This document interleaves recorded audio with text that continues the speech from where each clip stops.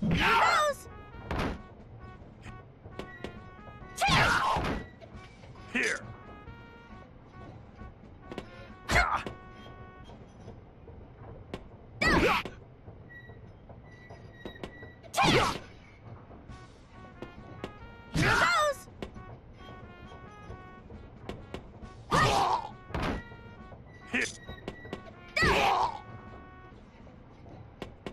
Nice shot.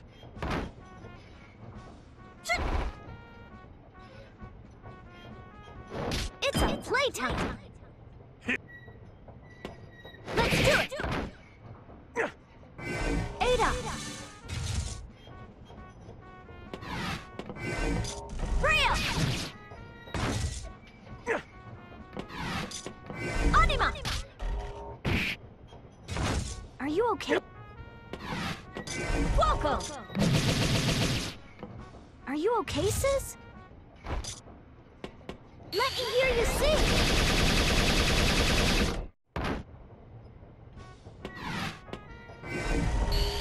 Can you feel the emotion?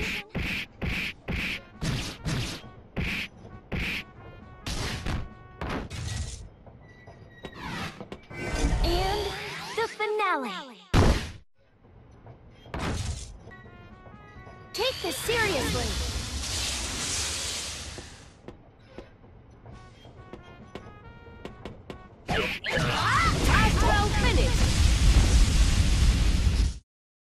Carl's drive allows you to control Nirvana. Press and hold D to move her around and release D to make her attack.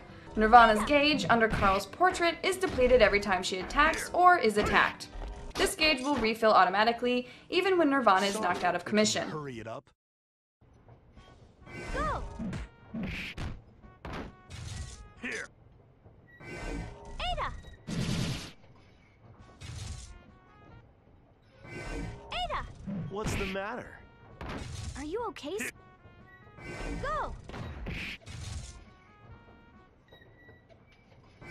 Ada!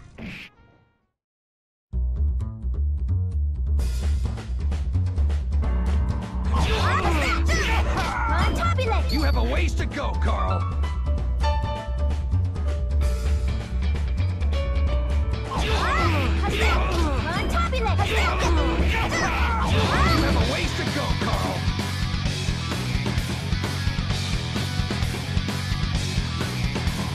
You have a ways to go, Carl.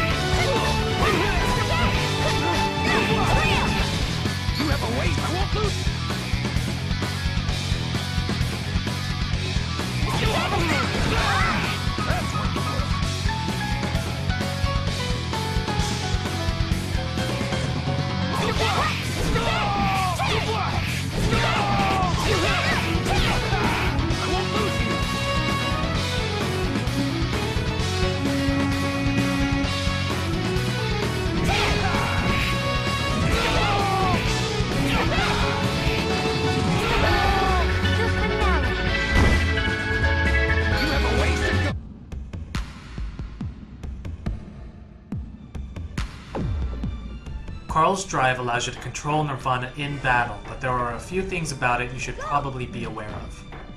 First, Nirvana moves when you press and hold D, but she won't actually attack until you release it. Second, you can only give commands to Nirvana when you're not being attacked, so if you're blocking, taking hits, or lying on the ground, she's not going to respond.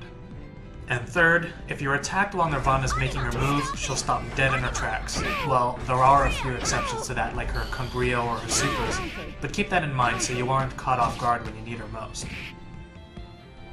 Oh, and one more thing, Nirvana has her own life bar just underneath Carl's portrait. It'll drain every time you use her or when she gets hit, but it'll recharge automatically when she's idle. Be careful though if it empties out, you won't be able to use her at all until it's full again.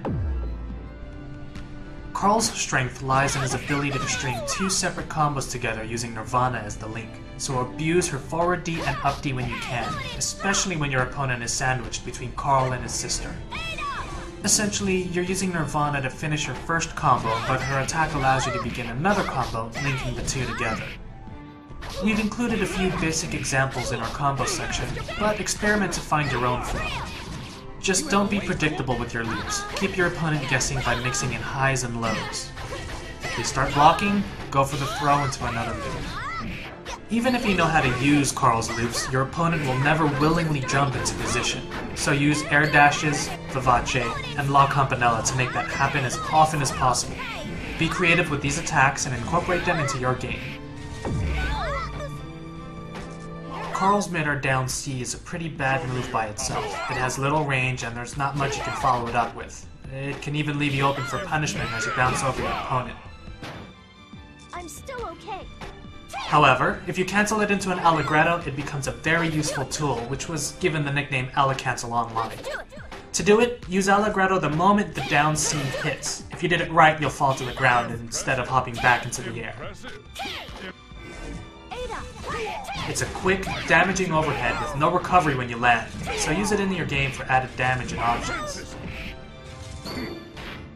Carl's throw doesn't have much range, but it's possible to extend it using a technique called kara canceling. Show me your power.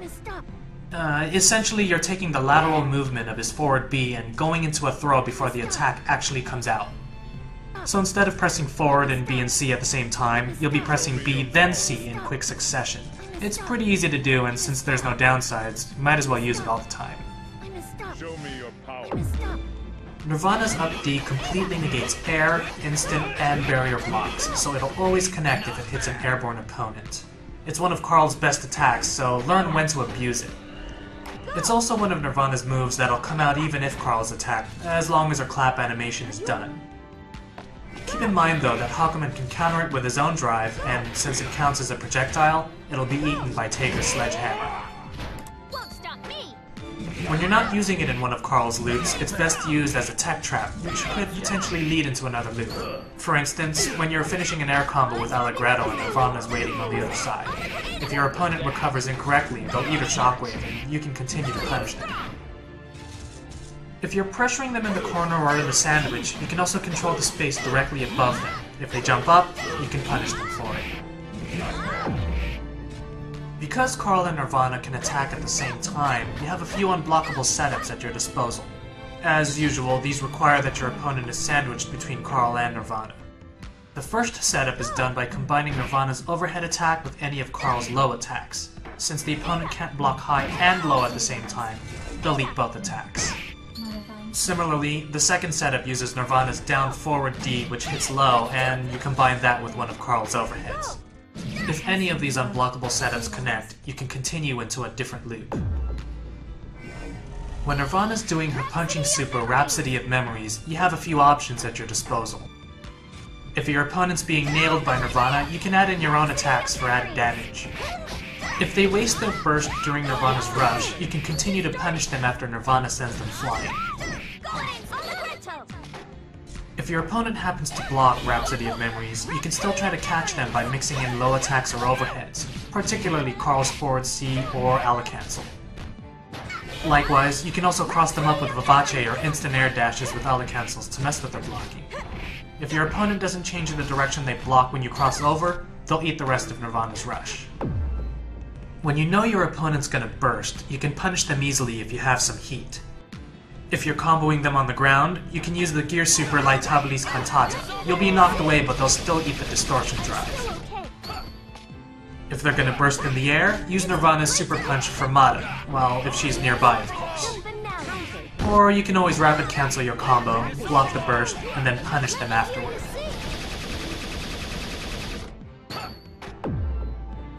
Don't forget that when you're not being attacked, you have full control of Nirvana. This includes the invincibility time when you're rolling, when you're using your burst, or even during your gear seek. Not quite. In BlazBlue, combo damage is generally scaled down the higher the combo counter becomes, but this doesn't apply to throws. In high-end gameplay, Carl's most feared weapon is his throw loop. It combines Carl's air throw with Nirvana's unblockable up D, and if done correctly, it can be continued infinitely until your opponent dies. If they throw escape, they'll still be caught by Nirvana's shockwave, which can potentially lead back into another loop. If you get the timing down perfectly, there are very few characters who can get out of it.